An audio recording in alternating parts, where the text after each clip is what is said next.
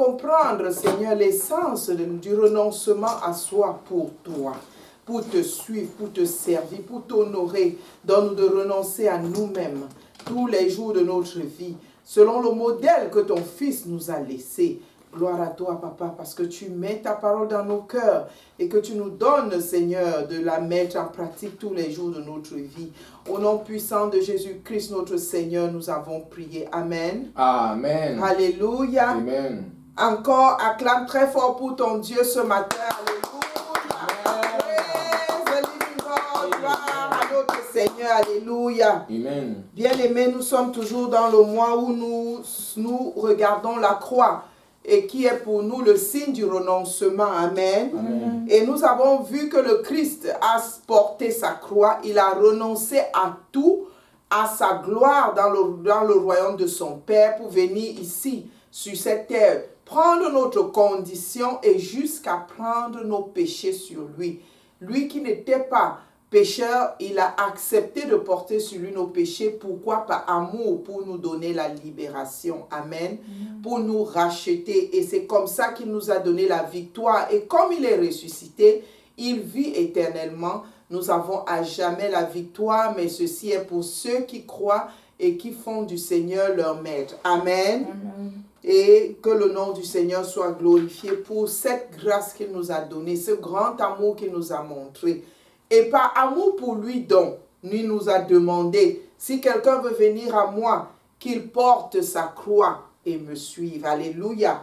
En d'autres termes, qu'il renonce à lui-même. Amen. Et nous allons prendre deux exemples de renoncement. Peut-être nous allons dire, oh, Christ avait la nature divine, c'était facile pour lui. Mais bien aimé, il ne nous demande rien qui soit au-dessus de nos capacités. Amen. Amen. Ouvrons nos Bibles dans Luc chapitre 5. Nous allons voir comment des hommes ordinaires comme toi et moi ont agi de manière à plaire au Seigneur en renonçant à eux-mêmes.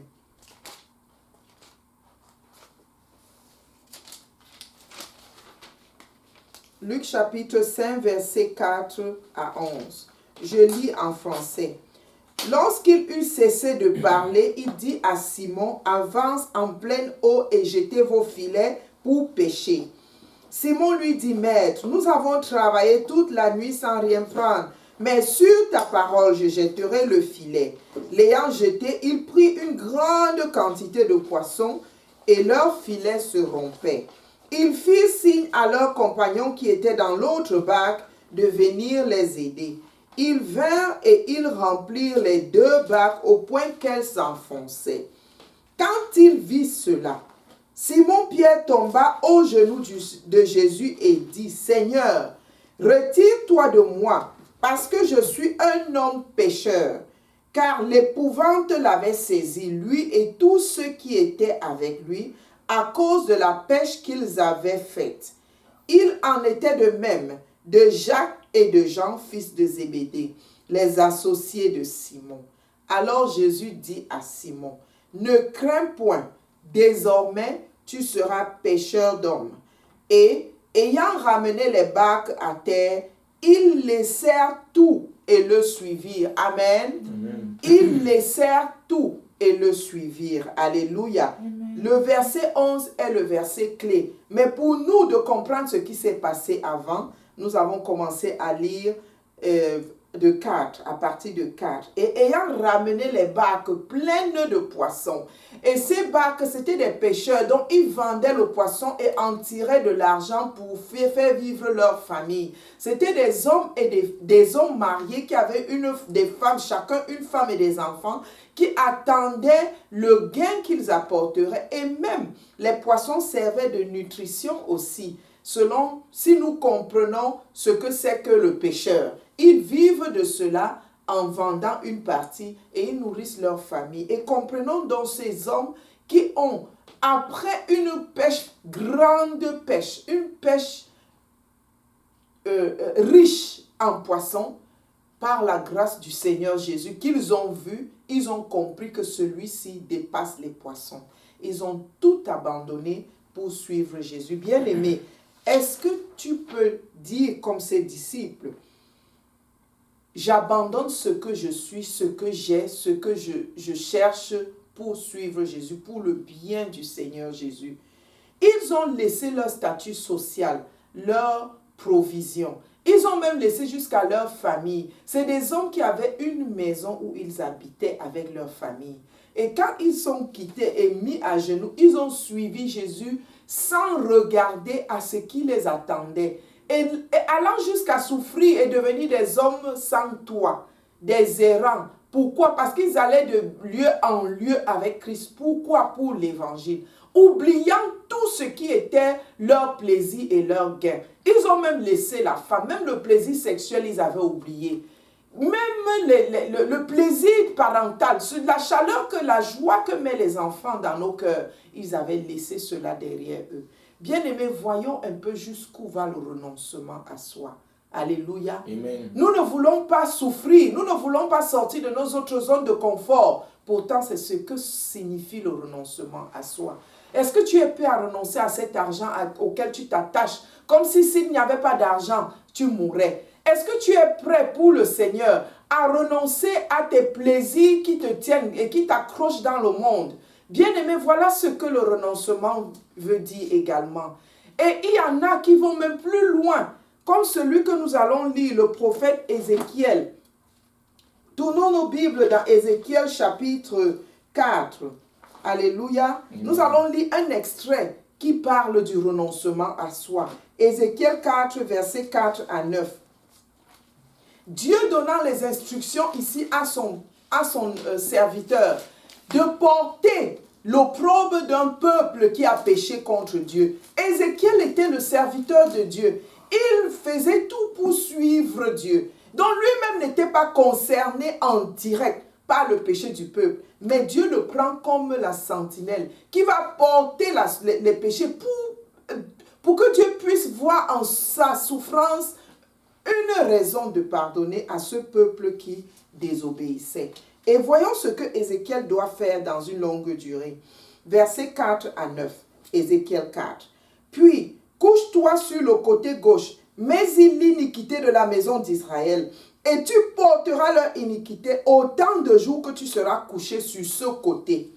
Je te compterai un nombre de jours égal à celui des années de leur iniquité. 390 jours. Tu porteras ainsi l'iniquité de la maison d'Israël. Et quand tu auras achevé ces jours, couche-toi sur le côté droit, et tu porteras l'iniquité de la maison de Juda pendant 40 jours. Je t'impose un jour pour chaque année.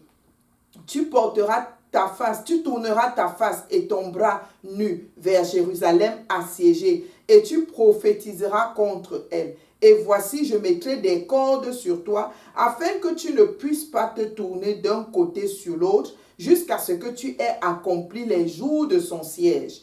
Prends du froment, de l'orge, des fèves, des lentilles, du millet et de l'épeautre, mets-les dans un vase et fais-en du pain autant de jours que tu seras couché sur le côté.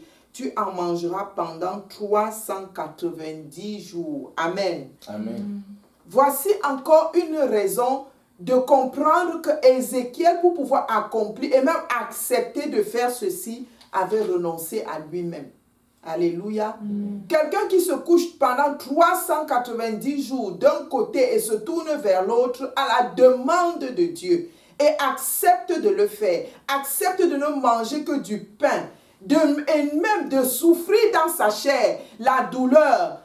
Il ne devait se donner aucun plaisir. Pourquoi? Pour plaire et pour accomplir l'œuvre de Dieu. Bien-aimé, jusqu'où as-tu souffert pour le Seigneur? Jusqu'où as-tu renoncé à ton plaisir pour le Seigneur? Jusqu'où as-tu fait ce que Dieu veut et non pas ce que tu fais? Telle est la croix, bien-aimé. Quand nous venons au Seigneur, nous sommes prêts, nous devons être prêts, nous devons pouvoir nous soumettre à lui. Pas que tu veux toujours garder tes mêmes habitudes qui sont contre ce que Dieu dit. Pas que tu veux toujours obtenir tes mêmes plaisirs qui sont à des moments pas nécessaires. Quand Dieu dit de rester pendant 390 jours d'un côté manger du pain, nous oublions qu'il aimait les légumes et qu'il aimait aussi les viandes. Mais le Seigneur lui avait donné un régime parce qu'il était dans un moment de pénitence, de souffrance, de porter l'opprobre d'un peuple qui avait péché, l'iniquité. Quand nous nous donnons, on demande même seulement de jeûner quelques heures. Nous ne sommes pas capables de le faire parce que nous ne voulons pas assujettir cette chair. Nous ne voulons pas faire souffrir cette chair. Quand nous demandons, mettons-nous dans la présence de Dieu. Beaucoup même ne viennent pas à l'église les dimanches. Beaucoup ne donnent même pas des heures du temps. Même comme actuellement, après le Covid, il y a des cultes qu'on peut suivre en ligne. Beaucoup ne le font pas parce qu'ils ne veulent pas soumettre leur corps à une certaine discipline. Ne serait-ce que la parole de Dieu, ce que la parole de Dieu demande et qui n'est pas compliqué pour celui qui a l'Esprit de Dieu, nous ne sommes pas capables de le faire. Bien-aimés, nous devons apprendre que nul ne peut suivre Jésus sans porter sa croix. Et que le Christ, il vaut l'abandon de tout le reste pour lui. Alléluia. C'est de cette seule manière que nous allons pouvoir plaire à Dieu et suivre Christ.